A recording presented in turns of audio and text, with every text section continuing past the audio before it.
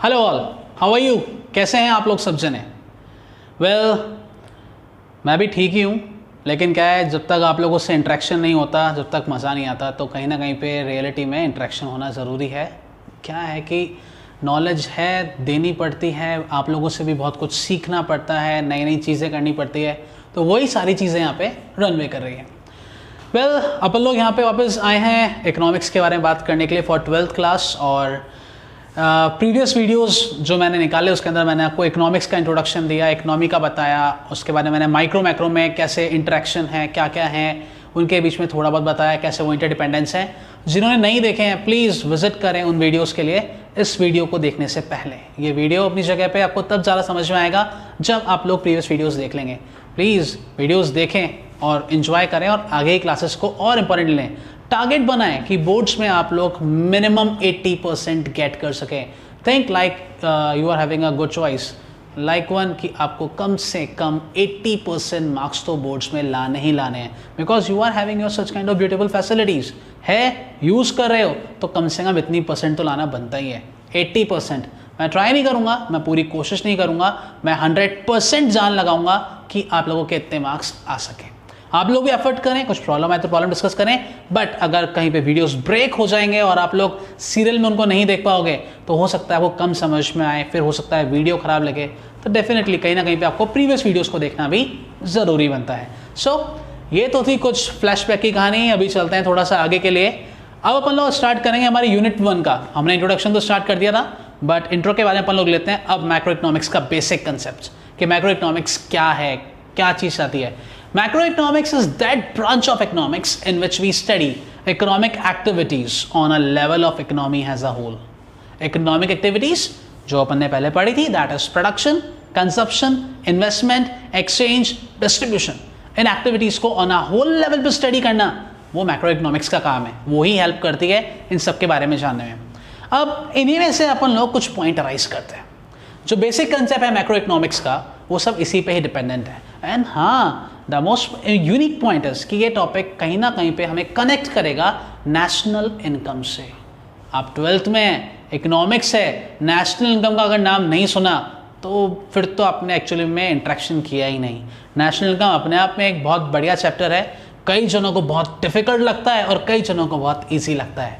आपको कैसा लगेगा ये आप ही बाद में बताएंगे रिव्यू के अंदर कि नेशनल इनकम कैसे लग रही है, लेकिन नेशनल इनकम समझने से पहले थोड़ा सा उसके बारे में भी जानेंगे कि वो है क्या, तब जाके उसको अपन सही तरह से कैलकुलेट कर पाएंगे। इतना ही कैलकुलेट नहीं कर पाएंगे कि हमें वो आ जाए, हम इतना कैलकुलेट करेंगे कि फर्स्ट अटेम्प्ट में हमारा आंसर सही आए। मेरी तरफ से पूरी कोशिश रहेगी आपको ये बताने की कि आप लोग इस चीज़ को 100% लेवल पे कर सको। चलते हैं अपन लोग बेसिक कंसेप्ट्स पे ताकि कुछ थ्योरी के डिस्कस किया जाए। Basic concepts of macro economics में इस कंसेप्ट को समझने के लिए अपन पहले बात करते हैं हमारी कंट्री की मेन इकोनॉमिक एक्टिविटीज़ की। मेन इकोनॉमिक एक्टिविटीज़ दो है, production and consumption. Just think, आप लोग प्रोड्यूसर हो तो प्रोडक्शन किस चीज़ का करोगे? Of course goods and services का। कंजप्शन कंज्यूमर करेगा किस चीज़ का? गुड्स एंड सर्विसेज का।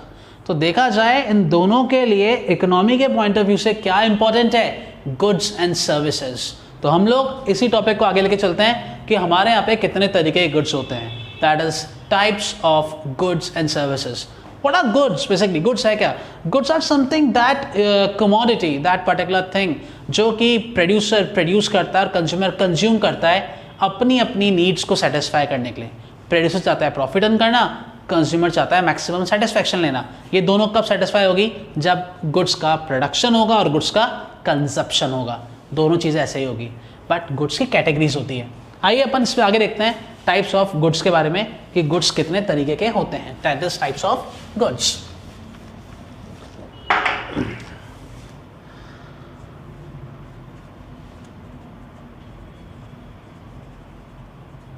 Types of goods. Goods 4 category के अपन लोग स्टडी करेंगे। नंबर 1 आता है हमारे लिए फाइनल गुड्स।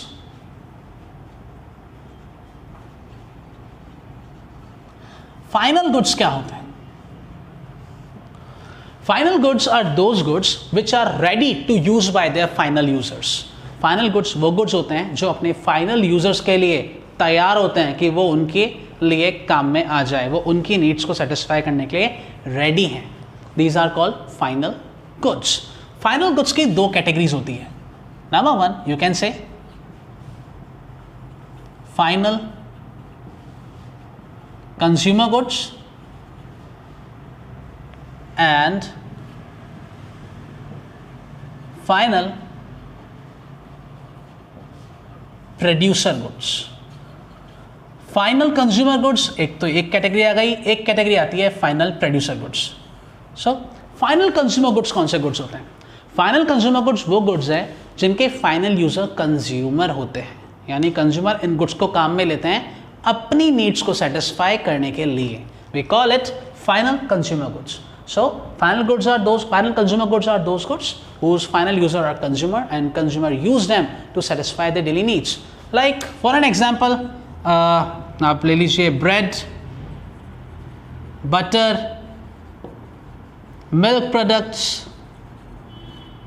यानी वो चीज़ जो कंज्यूमर अपनी नीड्स को सेटिस्फाई करने के लिए काम में लेगा, बेचने के लिए काम में नहीं लेगा। वो अपने लिए काम में ले रहा है। अपने लिए काम में मतलब वो अपनी नीड सेटिस्फाई करेगा, उसका मोटिव जो है नीड सेटिस्फेक्शन है, सेलिंग पर्पस नहीं है।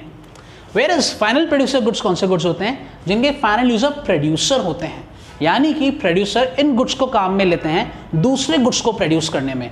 Like tractors and harvesters used by farmers. Farmers अपने फार्म पे क्या काम में लेता है? ट्रैक्टर्स काम में लेता है, हार्वेस्टर्स काम में लेता है। सो वो क्या चाहता है कि वो इनकी हेल्प के थ्रू क्या कर सके? वो क्रॉप्स का प्रोडक्शन कर सके। वो प्रोडक्शन करेगा और मार्केट में ले जाके सेल आउट करेगा। So what he just want to earn the money. इनके थ्रू वो क्या कर रहा है? गुड्स का प्रोडक्शन कर रहा है। वो इन गुड्स को सेल आउट नहीं कर रहा है, इनकी हेल्प के थ्रू वो दूसरे गुड्स प्रोड्यूस कर रहा है। That is final producer goods. Just think like swing machine used by tailors. तो स्विंग मशीन क्या है? टेलर के लिए एक फाइनल प्रोड्यूसर गुड है जो उसकी हेल्प कर रही है क्लोथ को स्टिच करने में। So we can call it final producer goods.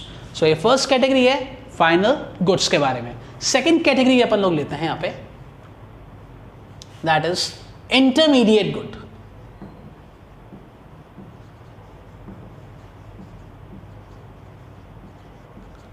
Intermediate goods क्या होते हैं? इंटरमीडिएट गुड्स वो गुड्स होते हैं जो एक फर्म के लिए रॉ मटेरियल होते हैं और एक फर्म के लिए फाइनल गुड्स होते हैं। इंटरमीडिएट गुड्स वो गुड्स होते हैं जो एक फर्म के लिए रॉ मटेरियल के थ्रू काम में आते हैं, की तरह काम में आते हैं, और एक फर्म के लिए एज अ फिनिश गुड्स काम में आते हैं। फॉर एन एग्जांपल कि जस्ट सपोज कि मैं एक कारपेंटर हूँ, मेरे पास में एक पर्सन वुड लेकर के आया, मैंने उस वुड को 5000 रुपीज़ में परचेज़ किया एंड मैंने उस वुड से चेयर्स बनाई और चेयर्स को मैंने 10,000 में सेल आउट किया। नाउ थिंक, वो वुड जो है जिसने मुझे सेल आउट करी, उसके लिए तो वो क्या है? Final commodity, finish good. But मेरे लिए क्या है? Raw material. मैं क्या करूँगा? उस वुड से चीज़ें बनाऊंगा और चीज़ें बना करके, चेयर बना करके, टेबल बना करके सेल आउट करूँगा। जो मैं सेल आउट कर रहा हूँ, जिस प्राइस पे सेल आउट कर रहा हूँ, उस प्राइस के अंदर वुड की प्राइस ऑटोमेटिकली इंक्लूडेड है। सो इंटरमीडिएट गुड्स में क्या है? जो वुड होता है वो इंटरमीडिएट गुड कहलाता है, क्योंकि वो रॉ मटेरियल के अकॉर्डिंग काम में आया है। आई रिपीट, इंटरमीडिएट गुड्स वो गुड्स होते हैं जो एक जने के लिए तो फाइनल गुड होते हैं और एक जने के लिए रॉ मटेरियल होते हैं। और इंटरमीडिएट गुड्स की वैल्यू कभी भी नेशनल इनकम में इंक्लूड नहीं होती है। इंटरमीडिएट गुड्स की वैल्यू कभी भी नेशनल इनकम में इंक्लूड नहीं होती है, हमेशा फाइनल गुड की वैल्यू इंक्लूड होती है। कई जनों का क्वेश्चन अराइज होता है कि सर कैसे पता चलेगा कि कौन सा गुड फाइनल है, कौन सा गुड इंटरमीडिएट है, which good is final and which good is intermediate. So the correct and one and only answer is कि good का जो last use होता है वो ही बताता है कि वो intermediate है कि वो final है। Last use of a good, यानी उस good का फिर दोबारा use नहीं हो सकता। Last use of a good. For example, milkman आता है, दूध वाला। milkman आकर के डेली हमें घर में मिल्क दे जाता है। हमें मिल्क देने के बाद में बाकी मिल्क को पूरा स्वीट शॉप वालों को दे देता है। नाउ स्वीट शॉप वाले क्या करते हैं? उस पर्टिकुलर मिल्क को स्वीट को बनाने के काम में लेते हैं। जब स्वीट बन जाती है, स्वीट की प्राइस लग जाती है, लोग स्वीट ले जाते हैं।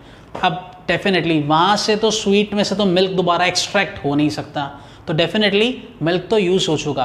कैसे यूज हुआ वो? As a raw material. So here we call it कि वहाँ मिल्क क्या है, वही मिल्क क्या है वहाँ पे, इंटरमीडिएट। जबकि वही मिल्क मैंने लिया और मैंने उसको पी लिया, मेरे लिए वो मिल्क क्या है, फाइनल कमोडिटी। तो लास्ट यूज क्या है, मैंने मिल्क डायरेक्टली पिया, फाइनल कमोडिटी। वहाँ पे milk as a raw material काम में आया स्वीट बनाने में, और जो स्वीट की प्राइस है उसमें मिल्क की प्राइस ऑटोमेटिकली इंक्लूडेड है। So here the milk is intermediate good because it was use as like as a raw material over there. So ये क्या है, इंटरमीडिएट गुड कहलाता है। नेक्स्ट कैटेगरी आती है हमारे लिए टाइप्स ऑफ गुड्स के अंदर। Third one is consumer good.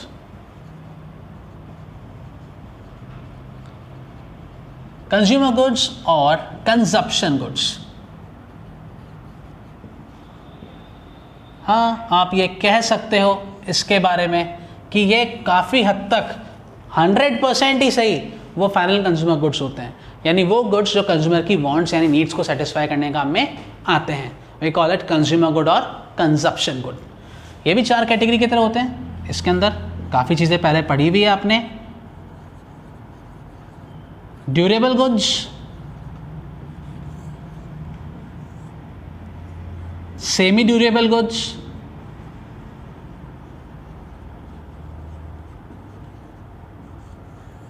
Durable goods होते हैं, सेमी ड्यूरेबल गुड्स होते हैं,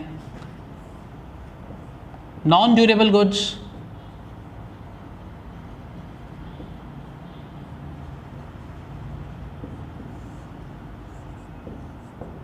and last one you call it services. So these are the 4 categories. ये 4 categories होती है जो कंज्यूमर गुड्स का पार्ट होती है। So we can say durable goods क्या, जो बहुत लॉन्ग टाइम पीरियड तक चलते हैं, लाइक आपका फर्नीचर हो गया, टीवी हो गया, कंप्यूटर्स हो गया। अब कोई चला करके तोड़ दे तो बात अलग है, फेंक दे तो बात अलग है, वरना तो वो चलेंगे ही चलेंगे। And it's a kind of a technique, वो हमारे हाथों में नहीं है। सेमी ड्यूरेबल जो हमें पता है नेचुरली ज़्यादा टाइम तक नहीं चलेगी, थोड़े टाइम चलती है फिर वो ख़राब हो जाती है।